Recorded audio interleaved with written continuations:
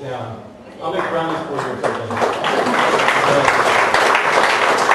So, now the next Bible instruction class is going to be like totally scary. Yeah, well, at least I'm a little bit too there. When we look at this passage, I want us to go back, and we looked at the passage briefly on that Bible instruction class graduation, but because we really wanted the majority of the time to be spent with the kids sharing their testimonies, and then several of them were baptized that day, I want us to go back into Psalm 1 and take a look at what it has to say, because it is really a foundational verse for what we're going to undertake, Lord willing, in this year, 2010. And as we look at these verses in detail, we start with verse 1, where it says, Blessed is the man who does not walk in the counsel of the wicked, or stand in the way of sinners, nor sit in the seat of mockers. And we see, first of all, this idea of a blessed person. And, you know, we don't use that word blessing around. We won't throw it around very often. And the idea of blessing kind of has the idea of being happy, but it's not totally happy, because happy for us tends to be an emotional experience. It tends to be something that's fleeting and something that is circumstantially related. And blessedness is not quite so. It carries more the idea of being favored. And perhaps you were around with some family and you experienced what it was like to be either the favored child or the not favored child. And so you know what it means to be favored. You see, when other people are favored, they get things that the rest of the people don't get.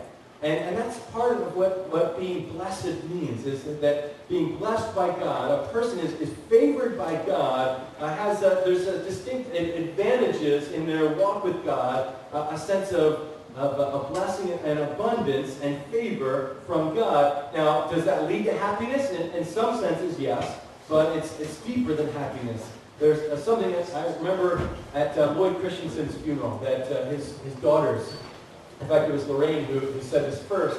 She said, one of the things that I loved about my dad is that I spent all my growing up years thinking that I was the favorite child.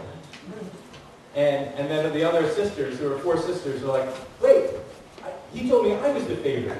And you know, and they all legitimately said they spent their childhood thinking they were the favorite child.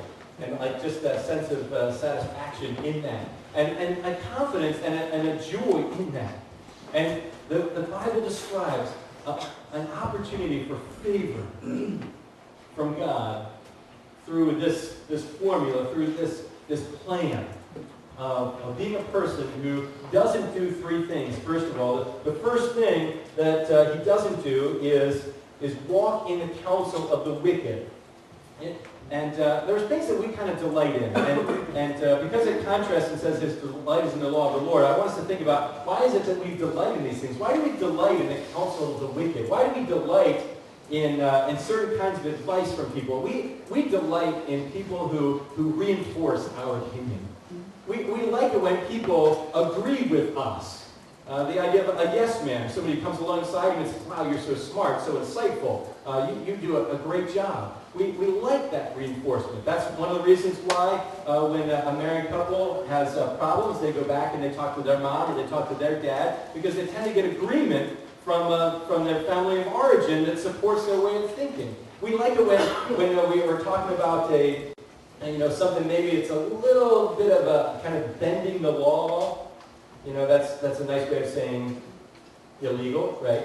All right, that bending the law or kind of using it or kind of playing with the law, and we like to seek counsel from somebody who's going to say, yeah, that's okay. That makes sense. We like it when people justify our behavior. Sometimes that's walking in the counsel of the wicked, when the things that we desire to do are ungodly, inappropriate.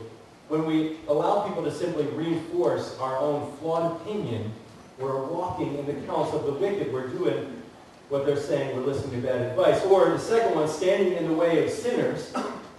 That's in the way, the action.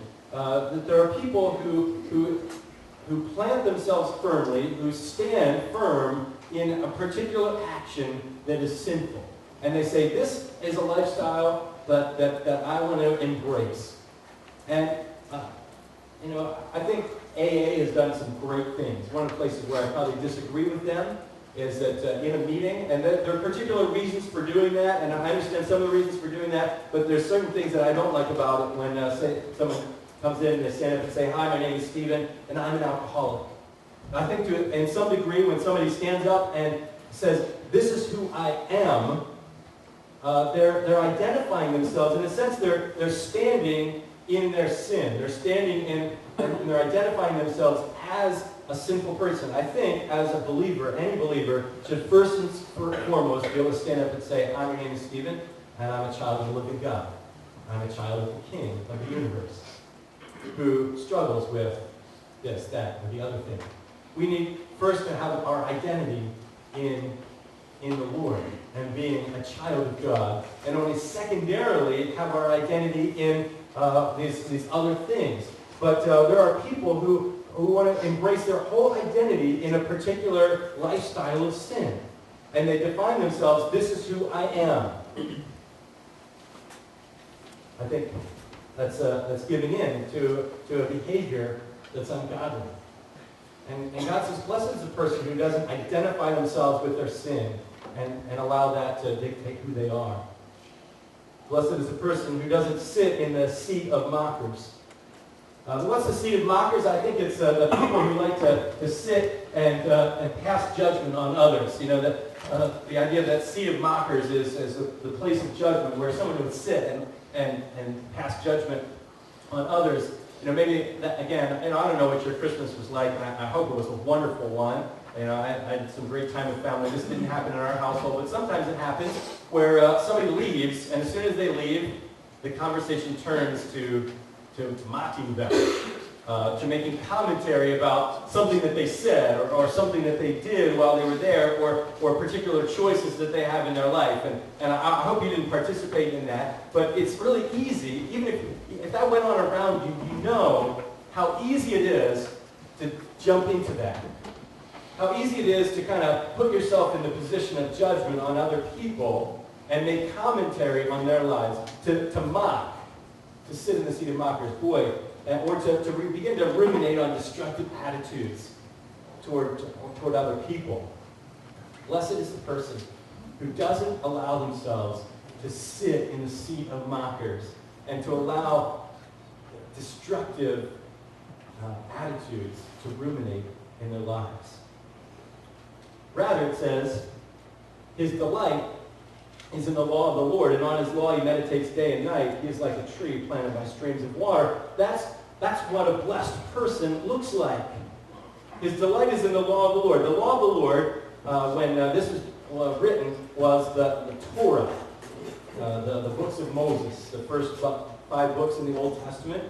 And some of that reading is pretty tough reading. If you've ever read through the Torah, you know there's places where you hit in Numbers or Leviticus, where you're like, "Oh, okay, I don't even understand what's being said, and why does it seem like this chapter is an exact copy of the previous chapter, and why do they go into the gold this and that just 17 cubits, and so he filled it with 17 cubits, because the Lord said he wanted 17 cubits. Like, why does it repeat itself over and over again, and sometimes you get lost in it? How can I delight in that? But blessed is a person who does delight in it. They search it out in order to understand it. It says his delight is in the law of the Lord. And you know what to delight is, to enjoy, to take pleasure in God's word. It says on his law he meditates day and night. And this Hebrew word means to ponder, it means to reflect, to consider, and to think about, in an ongoing way. What's interesting is that in Isaiah 31:4, this same word that's always or often translated meditate is used in a really different way. It talks about a lion growling over its prey. And we have 2 dogs, and there's of course the dominant dog and the second dog, and the submissive one. And so we were given a bone by a friend. And you know what happens if you have 2 dogs and 1 bone? That's right, yeah. It's this like,